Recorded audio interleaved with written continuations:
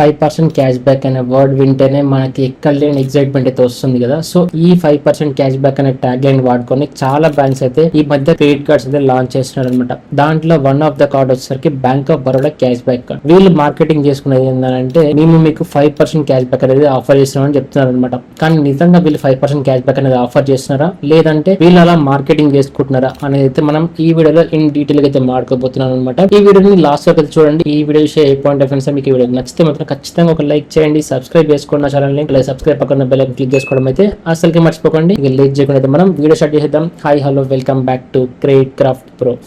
So friends, ఇక్కడ మనం చూసుకున్నట్టయితే ఇప్పుడు ఏదైతే వీళ్ళు 5% క్యాష్ బ్యాక్ అనేది ఆఫర్ చేస్తున్నారో ఈ వీడియో ఎండ్కి వచ్చేసరికి మీకు మీ ఒపీనియన్ అనేది మారిపోవచ్చు అనమాట. ఈ కార్డ్ యొక్క జాయినింగ్ ప్లస్ యాన్యువల్ చార్జెస్ కనుక మాట్లాడుకున్నట్టయితే 499 ప్లస్ GST అయితే పడుతుంది అనమాట పర్ ఇయర్ కి వచ్చేసరికి. ఒకవేళ కనుక మీరు మంత్లీ కట్టుకోవాలనుకుంటే కూడా 49 రూపీస్ ప్లస్ GST అయితే మీకు మంత్లీ చార్జెస్ కింద అయితే వీళ్ళు కలెక్ట్ చేసేసుకుంటున్నారు అనమాట. మీరు ఒకవేళ ఇయర్లీ కావాలంటే ఇయర్లీ కట్టుకోవచ్చు, లేదంటే మంత్లీ కావాలంటే మంత్లీ కూడా మీరు కట్టుకోవచ్చు అనమాట. Bank of Baroda cash back card general అయితే మనకి 5% క్యాష్ బ్యాక్ అనేది వీళ్ళు ఆఫర్ చేస్తున్నారు కదా. మనం క్లారిటీగా ఆడుకున్నట్టయితే 4% వరకు వచ్చేసరికి యాక్సిలరేటెడ్ క్యాష్ బ్యాక్ పాయింట్స్ అయితే వీళ్ళు ఆఫర్ చేస్తున్నారు అనమాట. అండ్ దాంతో పాటుగా మీకు ఫిక్స్డ్ గా వచ్చేసరికి 1% క్యాష్ బ్యాక్ అయితే వీళ్ళు ఆఫర్ చేయడం అనేది జరుగుతుంది అనమాట. అసలు ఇదేంది అని చూసినట్టయితే మీరు ఎనీ స్పెండ్ ఆన్లైన్ లో ఎలాంటి స్పెండ్స్ చేసినా సరే దీంట్లో మీకు ఫస్ట్ స్టార్టింగ్ వచ్చేసరికి 1% క్యాష్ బ్యాక్ అయితే వస్తుంది అనమాట.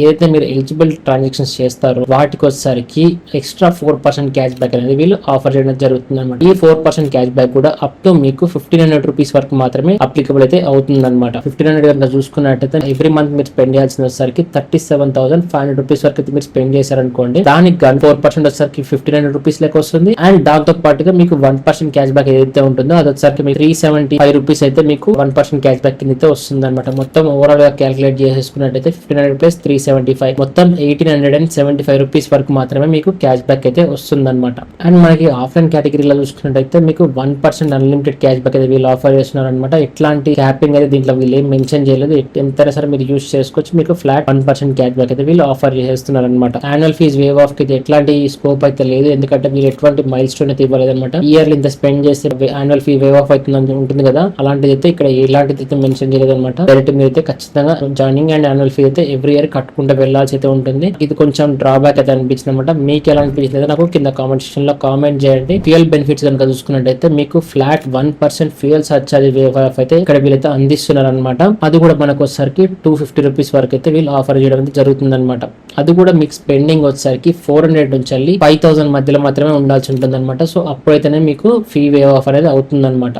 అప్ టు మీరు ఎంతవరకు స్పెండ్ చేయొచ్చు అంటే 25,000 వరకు అయితే మీరు ఫ్యూయల్ కొట్టించుకున్నా సరే మీకు ఎట్లాంటి సర్చార్జ్ అయితే పడదు అనమాట. మీకు డైరెక్ట్ వేవ్ ఆఫ్ అయితే అయిపోతుంది. మీరు ఏదైతే ఆన్లైన్ స్పెండ్స్ కి bank of Baroda card best అని తీసుకుంటారో దాంట్లో కొన్ని కండిషన్స్ అయితే వీళ్ళు అప్లై చేయడం జరిగింది అనమాట. దీంట్లో మనకి మెయిన్ గా గుర్తుపెట్టుకోవాల్సిన విషయం ఏంటంటే మీకు 5% క్యాష్ బ్యాక్ అనేది మీకు రావాలని అనుకుంటే ఆ మంత్ లో వచ్చేసరికి 4 ట్రాన్సాక్షన్స్ అయితే చేయాల్సి ఉంటుంది అనమాట. మినిమం ఒక ట్రాన్సాక్షన్ ఇంత అయితే వాళ్ళు ఎక్కడైతే మెన్షన్ చేయలేదు అనమాట. కాకపోతే మీరు ఖచ్చితంగా 4 ట్రాన్సాక్షన్స్ అయితే చేయాల్సి ఉంటుంది. అది కూడా మీరు ఆన్లైన్ లో స్పెండ్ చేస్తే మాత్రమే. లేదు మీరు ఒకవేళ 3 ట్రాన్సాక్షన్ చేశారనుకోండి, అది 40,000 ఎబోకి వెళ్ళినా సరే మీకు ఇక్కడ క్యాష్ బ్యాక్ అయితే రాదనమాట. ఇది ఒక కండిషన్ అయితే వీళ్ళు తీసుకురావడం జరిగింది. ఇది సేమ్ మనకి అమెక్స్ కార్డ్ అయితే ఉంటుంది. సేమ్ ప్రాసెస్ లో వీళ్ళు కూడా ఫాలో అవుతున్నట్టున్నారు. సో నాకు ఇది కొంచెం డ్రాబ్యాక్ అనిపిస్తుంది అనమాట. ఎందుకంటే మనం మంత్లీ 4 ట్రాన్సాక్షన్స్ అనేది చేయొచ్చు చేయకపోవచ్చు. ఒకసారి మనం ట్రాన్సాక్షన్ చేసామంటే అది మనకి 40,000 ఎబో వెళ్ళింది అనుకోండి, రిమైనింగ్ 3 ట్రాన్సాక్షన్స్ మనం ఎక్కడైనా తెచ్చుకోవాలి. నాకైతే అంత నచ్చలేదు. మీకు ఎలా అనిపించింది అయితే నాకు కింద కామెంట్ సెక్షన్ లో కామెంట్ చేయండి. అండ్ ఈ 4 ట్రాన్సాక్షన్స్ లలో ఒక్క ట్రాన్సాక్షన్ మీరు మిస్ అయినా సరే మీకు క్యాష్ బ్యాక్ అనేది రాదు. ఇదైతే మీరు గుర్తుపెట్టుకోండి. దీంట్లో వీళ్ళు మెన్షన్ చేయండి. ఇంకోటి ఏంటంటే మీరు ఎటువంటి ప్లాట్ఫామ్స్ కి వాడితే ఈ 5% క్యాష్ బ్యాక్ వస్తుంది అనేది అయితే వీళ్ళు మెన్షన్ చేయలేదు అనమాట. ఎనీ ఆన్లైన్ ప్లాట్ఫామ్ అని అంటున్నారు కానీ only online shopping or online payments కి ఏదైనా సరే ఇస్తారా అనేది అయితే వీళ్ళు ఎక్కడైతే మెన్షన్ చేయలేదు అనమాట. మీరు గుర్తుపెట్టుకోండి. ఒకవేళ మీరు 5% క్యాష్ బ్యాక్ వస్తుందని కనుక మీరు కార్డ్ తీసుకున్నారు అనుకోండి, నాకు తెలిసి అయితే ఇదంతా వర్త్ అయితే కాదనమాట. ఎలాంటి లాంచ్ బెనిఫిట్స్ అయితే ఇక్కడ ప్రొవైడ్ చేయట్లేదు, ఎలాంటి మైల్ స్టోన్ బెనిఫిట్స్ కూడా ఇక్కడైతే మీకు ప్రొవైడ్ చేయట్లేదు అనమాట. జస్ట్ మీరు ఒకవేళ మీ స్పెండింగ్ 40,000 కంటే బిలో ఉందని మీరు అనుకుంటే మాత్రం ఈ కార్డ్ అయితే మీరు యూజ్ చేసుకోవచ్చు. ఆన్లైన్ స్పెండ్స్ అయితే చాలా బాగుంటుంది. దాంతో పాటు కొంచెం వీళ్ళు యాన్యువల్ ఫీ వేవ్ ఆఫ్ కోసం ఏదైనా మైల్ స్టోన్ వచ్చి బెటర్ అని నా ఫీలింగ్ అనమాట. మీకు ఎలా అనిపిస్తుంది అయితే నాకు కింద కామెంట్ సెక్షన్ లో కామెంట్ చేయండి. ఎవరైతే మాకు ఖచ్చితంగా బ్యాంక్ ఆఫ్ బరోడా నుంచి ఒక కార్డ్ కావాలని అనుకుంటారో వాళ్ళకైతే నేను సజెస్ట్ చేసే బెస్ట్ కార్డ్ అయితే bank of Baroda one card ఎవరికైతే ఎలిజిబిలిటీ ఉంటుందో వన్ కార్డ్ వచ్చేసరికి వాళ్ళకైతే ఈజీగా కార్డ్ అయితే అప్రూవ్ అయిపోతుంది. అండ్ ఎవరైతే ఎంట్రీ లెవెల్ కార్డ్ తీసుకుందాం అని అనుకుంటారు, బ్యాంక్ ఆఫ్ బరోడా నుంచి ఒక కార్డ్ కావాలనుకుంటారు, వాళ్ళైతే వన్ కార్డ్ కి అయితే వెళ్ళిపోండి. కాకపోతే ఏంటంటే ఇప్పుడు మనకి ఏదైతే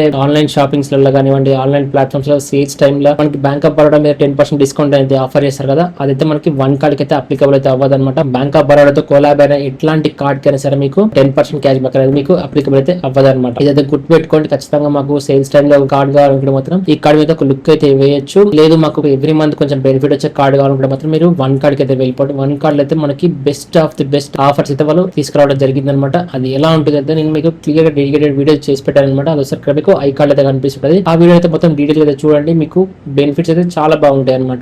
లేదు మేము ఖచ్చితంగా ఇదే కార్డ్ తీసుకుంటాం అనుకుంటే మాత్రం ఒకసారి అయితే మీరు ప్రోస్ అండ్ కాన్స్ అయితే క్లియర్ గా అయితే వినండి. 5% క్యాష్ బ్యాక్ అంటే వీళ్ళు మొత్తానికి మనకి 5% అయితే ఏమి ఇవ్వరనమాట. 1% అయితే మనకి క్యాష్ బ్యాక్ అయితే ప్రొవైడ్ చేస్తారు. మీరు మంత్లీ 4 ట్రాన్సాక్షన్ చేస్తే మాత్రమే మీకు రిమైనింగ్ 4% క్యాష్ బ్యాక్ అయితే వస్తుంది అనమాట. ఇక్కడ కూడా మనకి ఎలాంటి బ్రాండ్ ఖచ్చితంగా మీరు అమెజాన్ లో తీసుకోవాలి, ఖచ్చితంగా ఫ్లిప్కార్ట్ తీసుకోవాలి అయితే వీళ్ళు ఎక్కడ మెన్షన్ చేయలేదు అనమాట. మనకి ఎనీ ఆన్లైన్ ప్లాట్ఫామ్ అయితే వీళ్ళు మెన్షన్ చేశారు, కానీ వీళ్ళకి ఇంటర్నల్ లిస్ట్ అయితే ఉంటుంది కదా, సో వీటిలో స్పెండ్ చేస్తే మాత్రమే మీ ఇస్తామని చెప్తారు కదా. ఎప్పుడైతే మీరు కార్డ్ తీసుకుందాం అనుకుంటారో ఒకసారి అయితే మీరు వాళ్ళ టర్మ్స్ అండ్ కండిషన్స్ అయితే క్లియర్ గా చదవండి. పాపులర్ అయిన అన్ని ఆన్లైన్ ప్లాట్ఫామ్స్ అయితే ఇక్కడ వీళ్ళు ఆఫర్ చేయడం జరుగుతుంది. కానీ మీరు ఏదైనా థర్డ్ పార్టీ నుంచి కానీ కొత్తగా ఎస్టాబ్లిష్ ఏదైనా బ్రాండ్ నుంచి కానివ్వండి, ఏదైనా ఆన్లైన్ షాపింగ్ నుంచి కానీ తీసుకుందాం అనుకుంటే మాత్రం మీరు కొంచెం ఆలోచించుకుని అయితే మీరు పేమెంట్స్ అయితే చేసుకోండి. దీంట్లో నాకు కొంచెం బెటర్ అనిపించింది ఏంటంటే ఎట్లాంటి పాయింట్స్ అయితే రావన్నమాట. డైరెక్ట్ మీకు వచ్చే క్యాష్ బ్యాక్ ఉంటుంది, డైరెక్ట్ అయితే మీకు స్టేట్మెంట్ అయితే యాడ్ అయిపోతుంది. ఆ స్టేట్మెంట్ లోనే మీరు డిడక్ట్ అయిపోయి రిమైనింగ్ పేమెంట్ అయితే మీరు చేయాల్సి ఉంటుంది అనమాట. అండ్ ఇక నాకు నచ్చని పాయింట్స్ కనుక చూసుకున్నట్టయితే 4% cash back up to 1500 rupees వరకు వీళ్ళైతే ఆఫర్ చేయడం జరుగుతుంది అనమాట. అయితే నాకు కొంచెం వర్త్ అనిపించలేదు. 2500 అట్లా ఇచ్చుంటే బెటర్ అనిపించింది నాకైతే.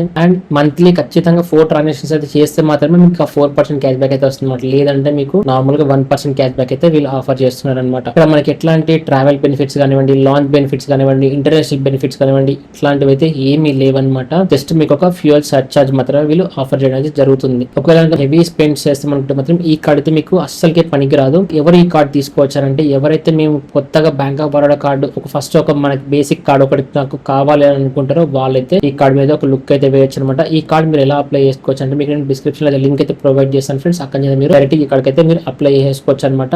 ఈ కార్డ్ లో మనకి మినిమం డ్యూ చార్జెస్ కనుక చూసుకున్నట్టయితే 3.75% పర్ మంత్, అది మనకి ఈక్వల్స్ టు 45% యాన్యువల్ ఫీజ్ అయితే పడుతుంది అనమాట. సో అయితే మీరు గుర్తుపెట్టుకోండి, 45% యాన్యువల్ ఫీజ్ అంటే చాలా ఎక్కువ. ఈ క్రెడిట్ కార్డ్ తీసుకున్న ప్రతి ఒక్కరికి చెప్తున్నాను అనమాట. ఎవరైనా సరే ఫుల్ పేమెంట్ కట్టుకోనికి అయితే ట్రై చేయండి, అంతేగాని మినిమం డ్యూ కట్టుకొని ఈఎంఐ కన్వర్ట్ చేసుకోవడం కానీ ఇలాంటివి అయితే ఏమి చేయకండి. మొత్తం మీకైతే ఎంతవరకు రిక్వైర్మెంట్ ఉంటుందో అంతవరకు యూజ్ చేసుకోండి. ఎప్పుడైనా సరే నో కాస్ట్ ఈఎంఐ ఏదైనా ఆఫర్ వస్తే మాత్రం నో కాస్ట్ ఈఎంఐ వాడుకోండి తప్పితే ఇలాంటి వస్తువు అయినా సరే మీరు లగ్జరీ గుడ్స్ అయినా సరే ఏదైనా సరే మీరు ఈఎంఐ తీసుకోకండి.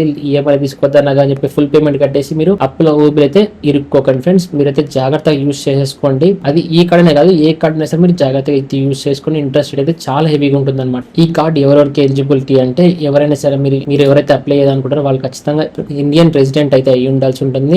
ఎవరైతే సాలరీ ఎంప్లాయీస్ ఉంటారో వాళ్ళకి వచ్చేసరికి 21 నుంచి 60 ఇయర్స్ అయితే ఉండాల్సి ఉంటుంది. ఎవరైతే సెల్ఫ్ ఎంప్లాయిడ్స్ ఉంటారో వాళ్ళు వచ్చేసరికి 24 ఇయర్స్ నుంచి 65 ఇయర్స్ మధ్యలో అయితే ఉండాల్సి ఉంటుంది అనమాట. అండ్ నెట్ యాన్యువల్ ఇన్కమ్ వచ్చేసరికి 3 lakhs అంతకంటే ఎక్కువ ఉంటే మాత్రమే మీరు ఈ కార్డ్ అయితే ఎలిజిబుల్ అవుతుంది అనమాట. వీటన్నిటిని గుర్తు పెట్టుకోండి. ఈ కార్డ్ తీసుకోవద్దని నిర్ణయం అయితే మీరే తీసేసుకోండి. నా వరకు అయితే చాలా బిగినర్ కార్డ్ అయితే అనిపించింది అనమాట. మీకు ఎలా అనిపించింది నాకు కింద కామెంట్ సెక్షన్ లో కామెంట్ చేయండి. ఒకవేళ మీరు ఈ కార్డ్ తీసుకుందాం అనుకుంటారా లేదా తీసుకోవద్దు అనుకుంటారా అయితే కూడా నాకు కింద కామెంట్ సెక్షన్ లో కామెంట్ చేయండి. ఈ వీడియోకి అయితే ఇంతే ఫ్రెండ్స్. ఈ వీడియో మీరు ఇంతవరకు చూసారంటే ఖచ్చితంగా మీకు ఈ వీడియో ఎంతో నచ్చే ఉంటుంది అయితే అనుకుంటాను. ఒకవేళ మీకు వీడియో నచ్చితే ఖచ్చితంగా ఒక లైక్ చేయండి, సబ్స్క్రైబ్ చేసుకున్న ఛానల్ అలాగే సబ్స్క్రైబ్ ఒక బెల్ ఐకాన్ క్లిక్ చేసుకోవడం అయితే అసలుకి మర్చిపోకండి ఫ్రెండ్స్. ఒకవేళ మీకు ఈ వీడియో నచ్చలేదు అనుకోండి, ఎందుకు నచ్చలేదు నాకు కింద కామెంట్ సెక్షన్ లో కామెంట్ చేయండి. ఒక డిస్లైక్ చేయడం అయితే అసలుకి మర్చిపోకండి ఫ్రెండ్స్. ఇక ఫైనల్ గా వచ్చేసరికి థ్యాంక్స్ ఫర్ వాచింగ్ ఫ్రెండ్స్.